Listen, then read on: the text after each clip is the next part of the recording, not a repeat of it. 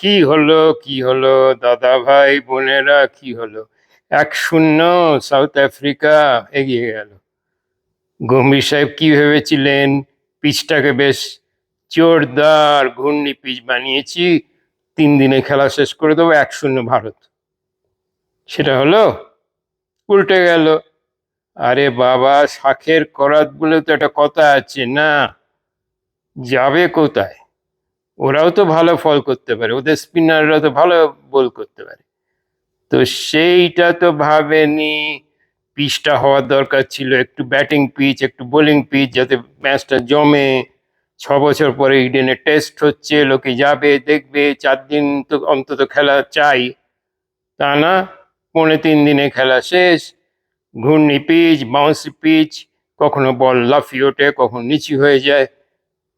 আরে বাবা গম্ভীর সাহেব, একটু ভেবেচিন্তে স্ট্র্যাটেজিটা একটু কম করলে ভালো হয় না? খেলাটা খেলতে দিন না প্লেয়ারদের। অত স্ট্র্যাটেজি ম্যাটেজি করে তো এই ফল হচ্ছে। দেশের মাটিতে ভারত হেরে বসে থাকছে।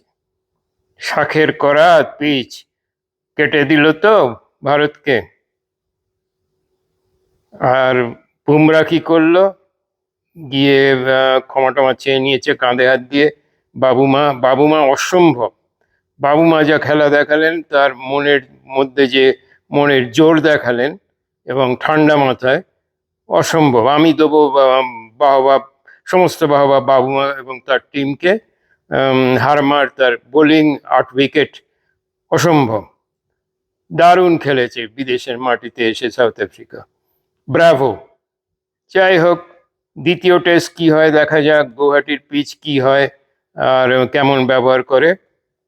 তো আমার ভিডিওটা আবার আসবে গুয়াহাটির টেস্টের সময়, মজার মজার কিছু খবর নিয়ে। আপনার যদি ভালো লাগে এই চ্যানেলটাকে সাবস্ক্রাইব করবেন এবং আমাকে বাহবা দেবেন, উৎসাহ দেবেন, তাতে আমি একটু উৎসাহ পাবো। নমস্কার সবাইকে, চলি, টাটা, বাই বাই।